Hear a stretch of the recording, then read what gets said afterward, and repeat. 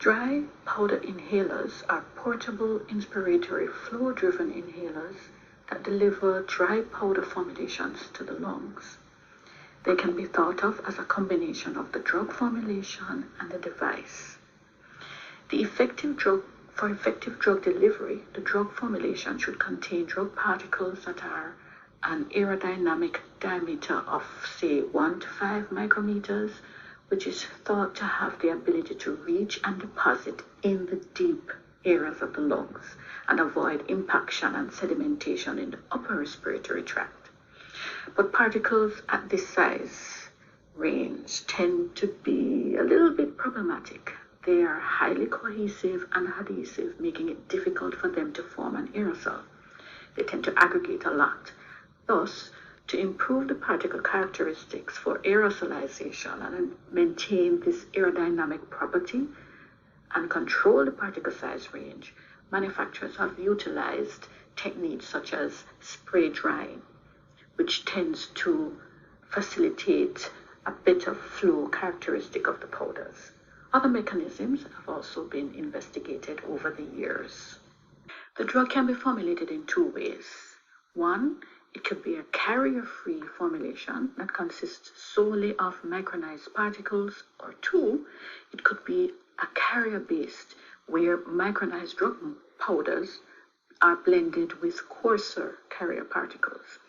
Carrier-free formulations have fine drug particles that are highly cohesive, that leads to poor flow properties and particle dispersion in the lungs, affecting the uniformity of dose. In contrast, the carrier-based formulations use large particles like lactose particles as carriers, which is blended with finer drug particles, carrying them on their surface, forming an ordered mixture to improve the bulk properties of the formulation like flowability. And this will facilitate easy handling, dispensing, and meter delivery of the drug.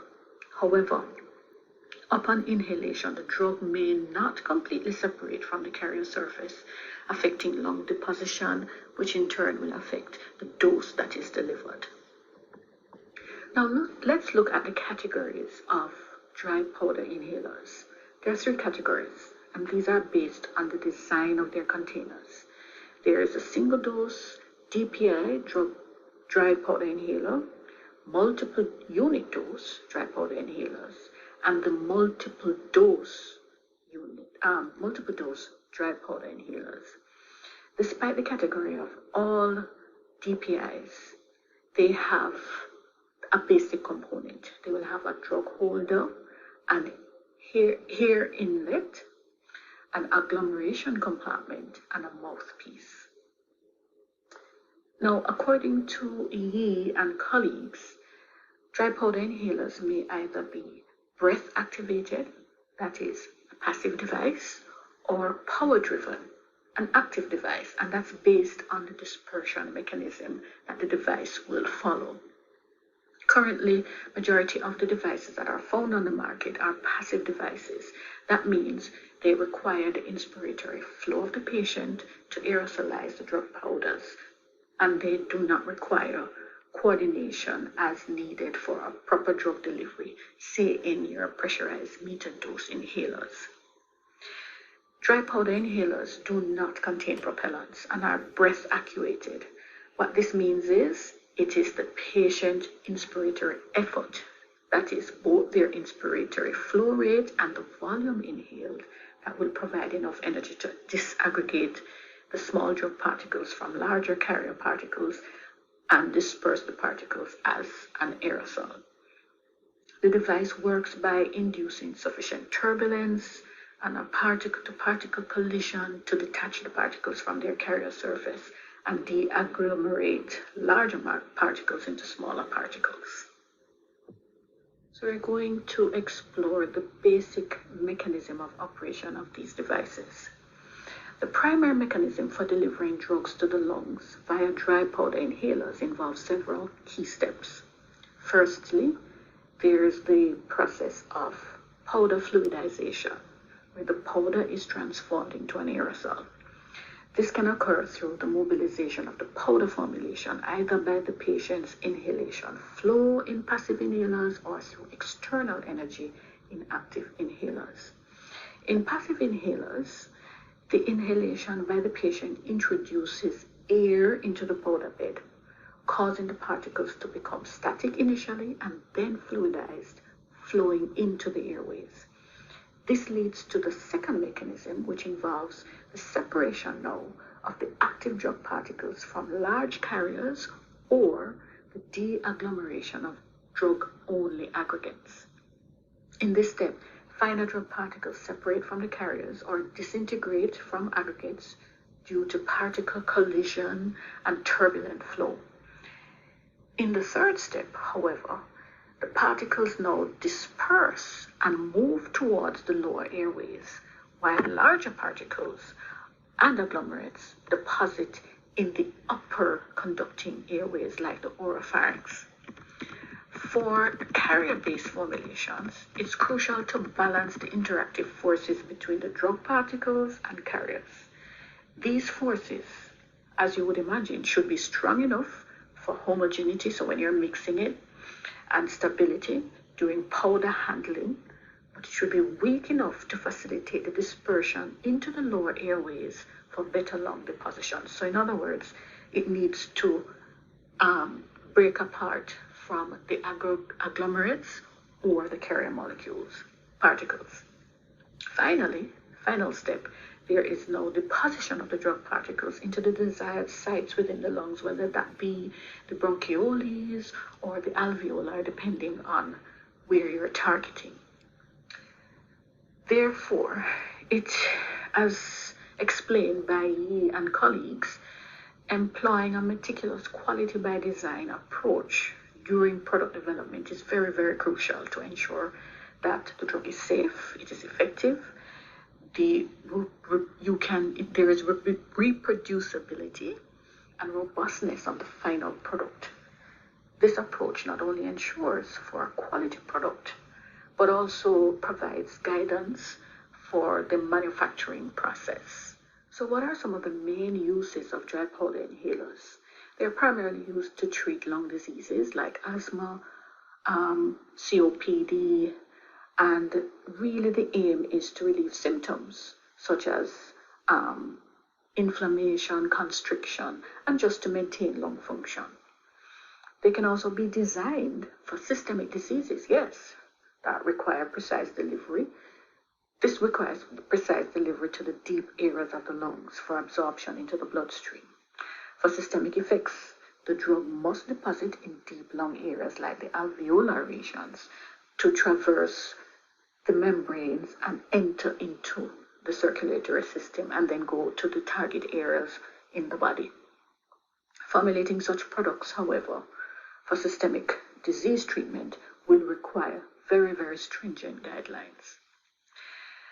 Exubera by Pfizer and Nectar therapy attempted systemic drug delivery via the lung with insulin in 2006. It was approved on the market by the FDA in 2006, but it was faced with issues such as cost, usability, and all of that, and that led to its withdrawal from the market in 2007. There were other pharmaceutical companies that had such types of devices for insulin therapy in train, and they withdrew from the market. Before they even went to market, they stopped their activities. Now, Afreeza is approved by the FDA in 2014 and offers an alternative for insulin delivery. And they utilize the Medtone inhaler, and this was done by Mankind. The powder formulation is contained in a single-use cartridge that must be loaded into the device before use. So this, I believe, is still on the market today, and if you go on the website, you will see the device and how it is to be used. Now, beyond diabetes, dry powder inhalers are being explored for various systemic illnesses such as Parkinson's disease, schizophrenia, headaches, and even COVID-19, with some already on their way for approval and others still undergoing research. As with anything, there's gonna be benefits and there are gonna be disadvantages. So some of the benefits of using dry powder inhalers are listed here, just to highlight a few. They're small, portable, easy to carry around, and there is no need for coordination between actuation and inhalation, as you would have seen with the pressurized metered dose inhalers. Some downsides to using dry powder inhalers, just to highlight a few. It's going to depend on the patient's inspiratory flow. So if the patient has poor inspiratory flow, it's going to affect how the drug is going to be delivered to the lungs. You have relatively high oropharyngeal impaction, and you may have some formulation restrictions for certain drugs for this type of device. So the single dose dry powder inhalers, they operate by evacuating powder medication from a punctured capsule.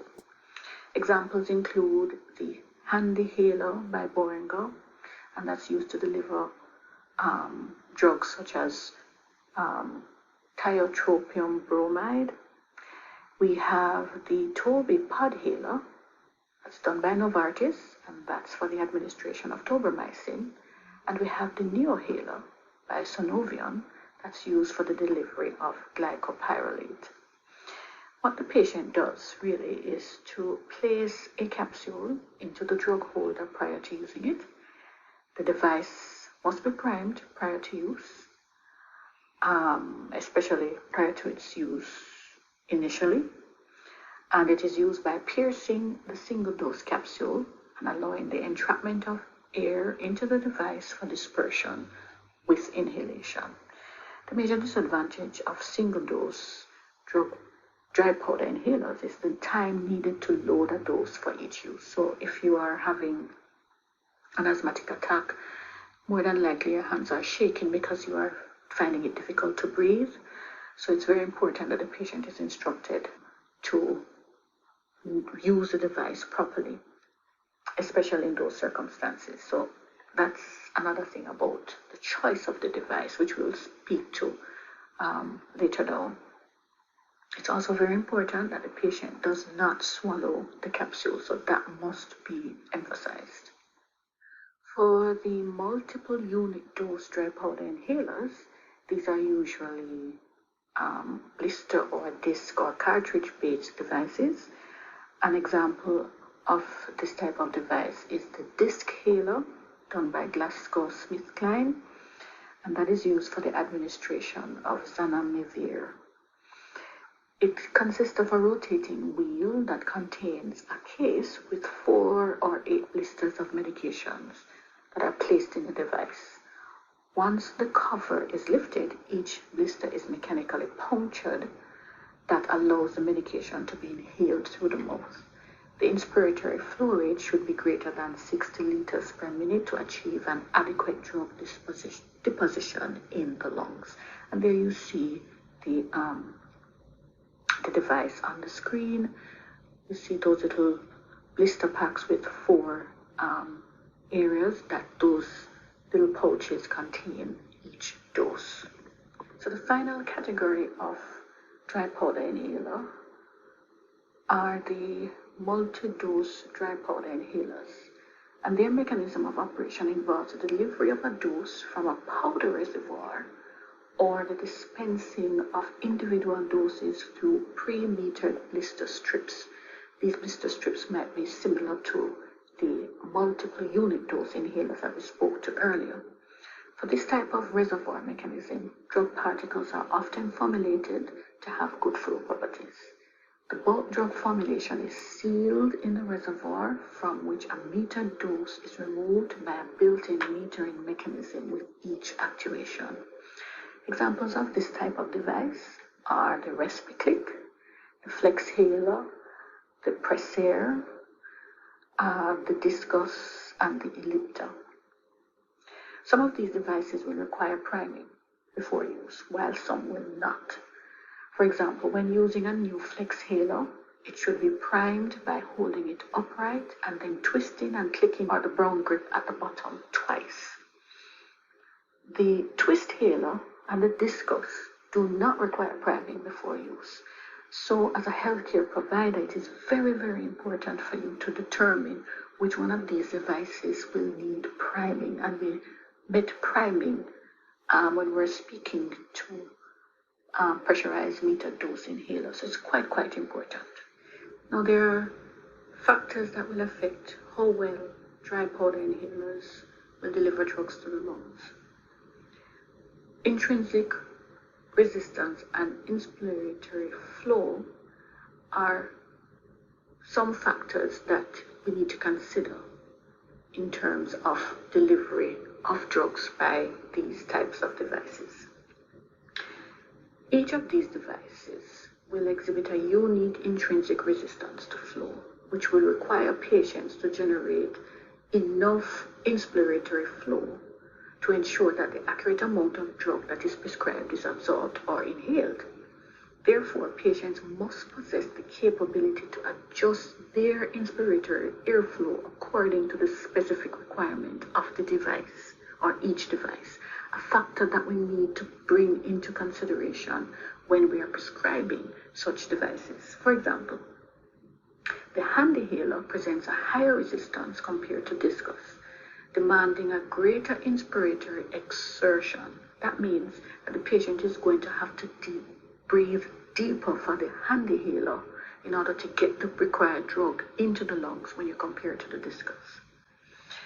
Patient's inspiratory airflow contributes to deaggregation of the powder into fine particles, or finer particles really, thereby enhancing drug dispersion and lung deposition. Therefore, we want to ensure that the patients are breathing in and deep enough to cause those aggregates to break up into finer particles so that they go to the areas of the lung where it's needed.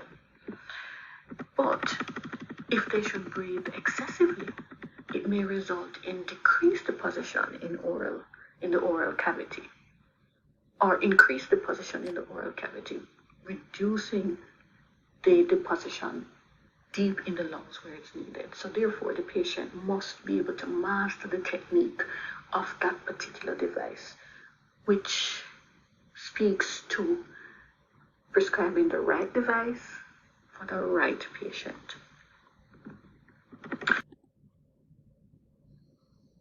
Another factor is exposure to humidity and moisture.